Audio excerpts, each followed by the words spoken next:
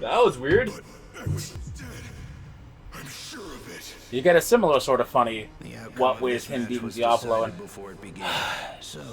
the Part 5 dub is on hold now, too. Yes, I was going to mention that. You mentioned that before, too. I was going to ask if it's progressed at all. No, apparently not. Ooh, that sucks. The last episode they recorded before going into quarantine was the episode where Abakio died. Oh, yeah. Poor man. I need to go watch, follow Mick's BTVA profile, because I want to see what else he's done recently. I think it's still only like 4 characters. Yeah, he does mostly like web-based stuff. Oh, he's been getting more and more into like games recently, so that's really good. Good for him. Yeah. Everyone starts in some indie game that no one's ever heard of. But they pay you like $20 for. That's like a million voice acting roles. No one's ever heard of a game called Dust and Elysian Tale. I have. Or but you're fair. You're right. Or that knockoff Sonic game that ended up becoming its own game. Yep. Okay. So, the general game plan for... Is he actually going over the whole extent of it? I think he is. Yes. Yes, that's it. So, we mentioned this briefly, but it's much more in detail here. Fucking Kai Chisaki is going to create a war economy. And he's going to game the system. And he's going to use that to subvert heroes and return everyone to a quirkless society. I love it. Even though you're also selling the serum that cures it, you know, whatever. Probably extreme markup. We've been over this. He really just wants to see a rebirth of the Yakuza, even though he would be the only Yakuza, so I mean... Alright, so here's how it goes. Essentially, he wants to sell the permanent quirk deletion bullet to people at a pretty high price in order, which would definitely help the villains in their fight against heroes and general criminals in general. And then to the heroes, since they would have no other option to continue with their literal like life path or the career path, would have to buy from Yakuza the serum that cures the bullet, which would at an even higher markup. Which would thus create it's not a pyramid scheme, it's a monopoly. Yep. They would cause a problem and offer the solution to it. That's giving me Bloodborne vibes. Sorry. Well, Yarnum shit. Anyway. Okay. Did you do or was that cutscene? Okay, I did that one. You did Rappa. Rappa. Yeah, no, I just did the fight against Rappa. Okay. Oh wait, do I get the next one to get Shigaraki? Oh hell yeah! I can. You get them both. I can show off the fun stuff. Shall we begin? I do thoroughly believe that someone's going to come out of the woodwork and show something ridiculous or compressed. Because, okay, historically, there have been a lot of low-tier characters that everyone sleeps on in fighting games, and then suddenly someone comes out of nowhere, it's like, boom, high tier. Pichu in Smash, Jigglypuff in Melee, hit in Fighters, but that's been tenuous. There was also, well, 16 fell off. Base Vegetta's been sliding up and down. He's mostly up right now. People consider him best in the game at the moment.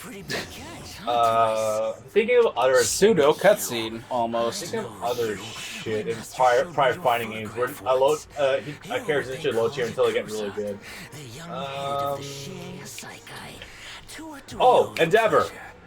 First game. He was bad? People thought he was like mid-tier or low-tier in the first game, but no, his zoning capabilities are fucking enormous. Gran Torino in this game, yes. Because, oh hey, it turns out he gets unscaled damage across the board, as well as getting free combos everywhere. And really good pressure, so, you know, all that much better. That's just some historical accounts I can think of off the top of my head. I'm certain people who have played Street Fighter for a long time probably know of examples as well. Kazumi and Tekken 7, kind of? I forgot she was even there. A little bit. That's all. She was generally always pretty good, but then Arslan really showed the shit you can do with her. I came here to recruit you. Anyway, this. Sorry. I want to recruit the League of Villains into the Yakuza. You thought I came here to be recruited to you? No, I came here so I can recruit you. Oh boy, here we go. Ah yes, we mentioned this. We went over this in the last running session, but we had to address it here again. I believe it's still I want to believe it's a coincidence. You made the first move. Well, we can still mention. What I believe, and correct me if I'm wrong, I'm gonna have to pause for this again, just like I did the first time. What I believe is the first character we see die on screen, or at least violently die on screen, is a transgender woman. Yes. That's the first character we see die. And oh god, I'm trying to remember. There was a lot of it the first time, because it went into a lot of socio-political things. Horikoshi has never been all that particularly kind to the female characters either. They tend to lose most, if not all, of their fights as well. Not one of them advanced past the first round in the sports festival. Right. And they haven't had much to do ever since, really. Uraraka and the girls don't get much of anything to do here during the hideout raid. So on and so forth. Okay. I'm gonna play devil's advocate here and say that it's okay, the people that did advance past Uraraka were definitely the key cornerstone players for that arc, though, which was Midoriya, Todoroki, and Bakugo. I'm going to say that's probably a little more of a coincidence, but Uraraka could definitely have gone further. I will totally say that. It's just like how we think Joey should have beaten Merrick in the Dual City Finals. Yeah. But it just turned out not to be for the sake of the story. Bullshit. So, I forgot her name and who we're talking about right now. Meg. Yeah, Meg. So for Meg, Because her quirk is Magnet, so they call her. So her villain name is Magne. I'm gonna say more that it's probably a coincidence, only based on the fact that her design was the weakest of all the villains that were in here at this present time. But I'm also gonna say it's also worth a mention that she was pre-op. Yes. So I believe it's probably just coincidence. That said, I could be wrong, but it might. Worst case scenario, I think it's just unconscious bias. Best case scenario, it's just coincidence. I just remembered something that I forgot about the first time, and that's when it happened. Mag was actually having a flashback because they were having an outburst and were making a speech about the villains and the League and all that. That's why she jumped out to attack Overhaul in the first place, because Overhaul hadn't attacked anyone yet. Yeah. And she had a flashback to another pre-op woman that was talking about how brave Mag was for joining the League of Villains, that this other woman didn't have the courage to do that. Yeah. So I think they were doing that very much intentionally, because they deliberately gave her a flashback seconds before she died. And they also make a point every other time she's brought up afterwards of saying, or at least the League makes a point of every time she's brought up afterwards saying, no, she's a woman and you'll call her as such. Because there's a couple of times where Overhaul and some of his guys say, I'm sorry I killed your man.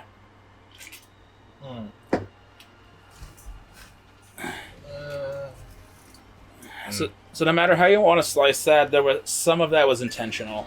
Yeah. I want to believe a lot of Horikoshi's, the things he does are just coincidences. You know, Bakugo's birthday being 420, the name of... Okay, the name of the doctor was definitely intentional, but I don't think it was meant as, any deeper subcontext or anything. It was obviously World War II bad. Let's reference a terrible doctor from back then. Also, he was a villain, so... Yes. Obviously bad. So, yeah. You see, I think these are healthy conversations we're having because, we're not being vitriolic at each other? We're not being vitriolic. I think there's actually, constructive talk going on here, which is something you don't get on Twitter, honestly. If you still have it, can you slice out this conversation we had the first time and give that to me? Yeah, I can do that. Thank you. I just want to remember if I made any more salient points the first time. Yeah. Because as you said, in general, with us doing this the second time, there's a lot we're going to either forget or not have much enthusiasm in talking about in general. Now, I do remember a point I mentioned before. Something I do find a little more troubling than the fact that the transgender woman died, or what the person died, is the lip she had. Yeah. Yeah, which is very much stereotypical blackface that not only Americans, but back in the day, but also the Japanese until recently were doing a lot. Oh boy.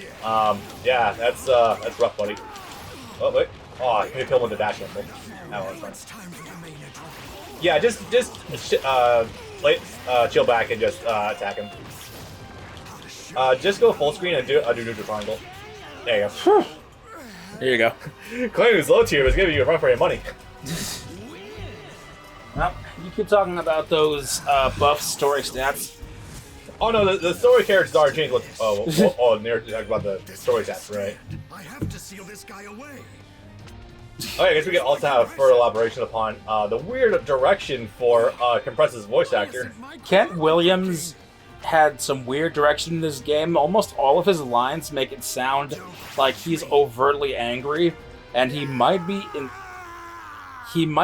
this scene, but it's shown in gameplay too, and that's odd because he's never anything more than the cheerful trickster. Yeah, he's a magician. He's enjoying everything he does, more or less, except for the army.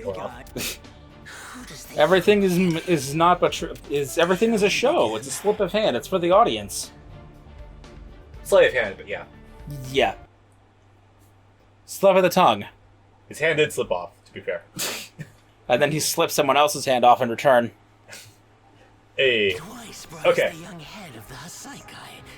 Oh boy. I get to talk about Shigaraki's character growth for the 4th time. I couldn't let him get away with it.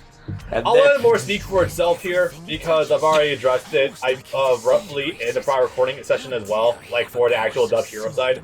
Yeah. But here it's definitely, once he's he doesn't have the protection of All For One looming over him constantly. Shigaraki really does become a lot more of his own man, and as a result has to start thinking cleverly, and you see it come across a lot in his like what he's doing, his actions. That's what it's called. This is fun.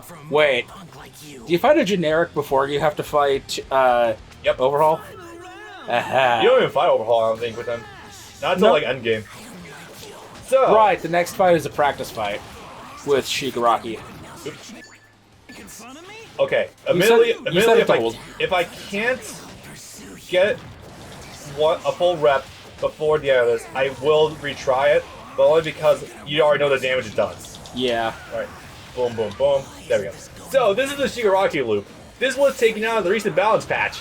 This is incredibly powerful and would do like a lot of damage, but it's got a high skill ceiling. This took me like an hour to figure out how to fucking do.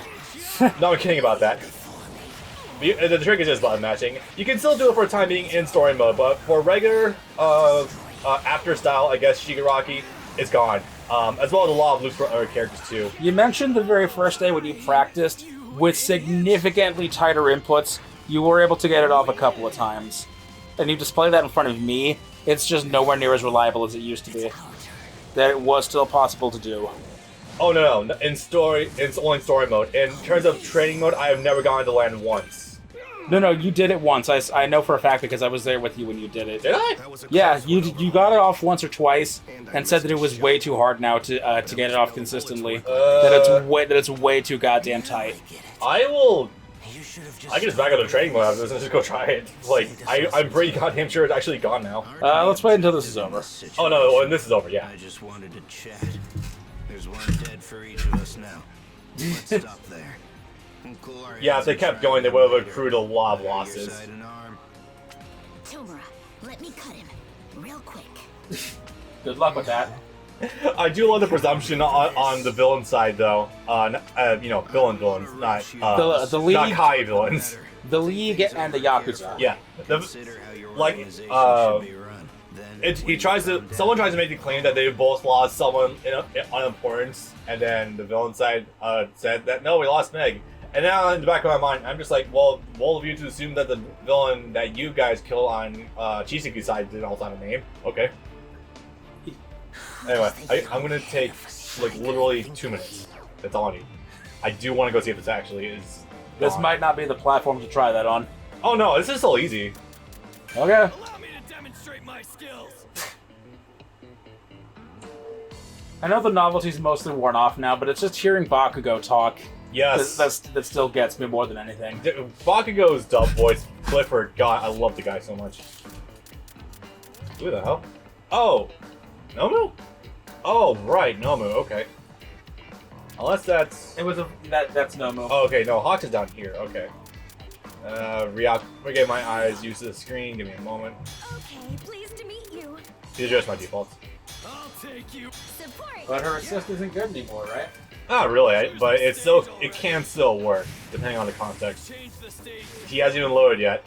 Sheik Rocky didn't even load. Wait, what the? Pursue you. That wasn't bad. I'm bored with you. That's weird. I legit cannot do this before. And this is where, in post, Babs will attach an addendum of him doing this on the PS4 on his own time to show that he's not crazy, that it doesn't work anymore. What are you? I remember doing... I spent a good while with and without you trying to do this, but it did No, not I was work. there. I was there the many times it didn't work as well. What the hell? Well, I guess I can have that guide be public after all then, alright.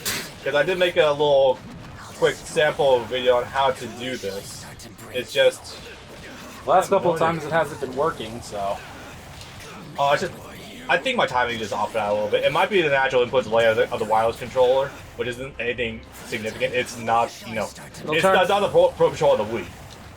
But honestly, the fact that I can even do it at all is amazing. Wow, fuck. If you want to get full wired inputs, you can plug the wire back in. Oh, that's fine. This is still pretty good. Okay. I don't even know if the Switch actually has arcade sticks.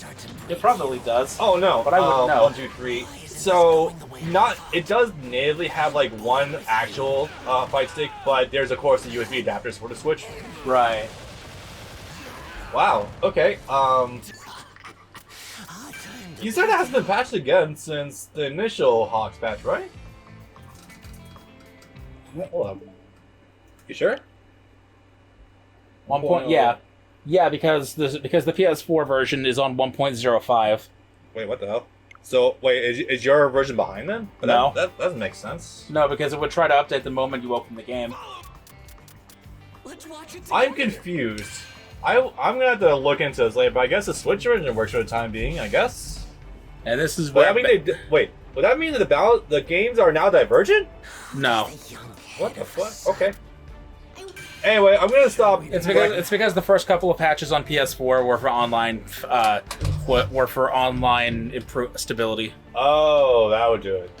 Okay, that makes more sense now. Okay, so And that's not really a thing you need to worry about on Switch. The Switch, they probably wouldn't have even. If they walked into the release of the Switch version with the balance patches already on there, it wouldn't have mattered. Same day. Probably don't even Okay. realize that. It's sad when you think about it. Big Sis Mag got killed. Yeah, like I that. had no idea what was going on in Tomura's head. And then we got our orders. And then some shit happened. You want us to work with the Hasaikai? Yep. And then we're about to get a cutscene after this fight. Note how at no point in time does Shigaraki actually say he's going to betray Chisaki. Important. It's just implicit. It's just very implied. Stop pretending everything is And that's actually important character growth, but because it shows that he trusts them. It absolutely fucking is. Don't you agree with me? Also, Twice is feeling an insane amount of survivor's guilt for, Oh, God, is he. for causing everything that happened. And that's gotta feel especially bad after the shit that he's gone through with his own clones and everything. Our group. Yeah! That's where I feel at home. I want to make the world a place where I can do what I want. Where I can live. I think also the loops just operate differently on the Storm Mode version than how to do it actually in arcade or like versus. Weird. 1, 2, 3. There we go. Going the way I thought. Oh, that's heavily scaled.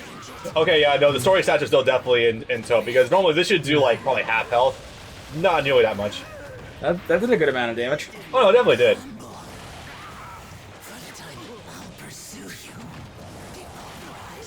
I had to go for meterless. Uh-oh. So yeah, this is the two? point. Yeah, no. No, level 1, okay. So this is the point of the story where shit gets serious. Hey, look, I just lost like a third of my health bar. Fuck. Unscaled. It really is though. This is the part of the story where they don't stop coming and they don't stop coming. As you've seen already with the hero side of the story, the season 4 gets incredibly dark, and you definitely see it way more with the villain side of things. Because you get two different perspectives on it. Yes. From the hero side, it's mostly not that bad, except for the guilt from not saying Eri up front. With the villain side, however, you get to see the inner workings of how everything goes down. Now, of course, naturally, if you watch the anime or read the manga, you see all this different stands, but for this game's perspective, the resolution shifts again, it becomes way more apparent. This is my favorite cutscene in the game. Yes. Oh, it's not the final one? That one's good too. But I like This is a really well done cutscene, yeah. But I like the atmosphere of this cutscene better. I want to cut. Because depending on your perspective, the most important character during the Chisaki arc is literally just Twice and Toga. All of us. They're debatably the most important characters in the arc. Yep. Believe in you guys. Now. Because they're the reasons, in the end, why Deku was even able to partially get Eri back in the first place, but also able to keep on fighting. Yep. Because that's why the garage came crashing down. Also, solid reminder, English subs, Shigaraki, Trunks, Time you accepted your Eric Yeah. Bale, still fucking blows my mind.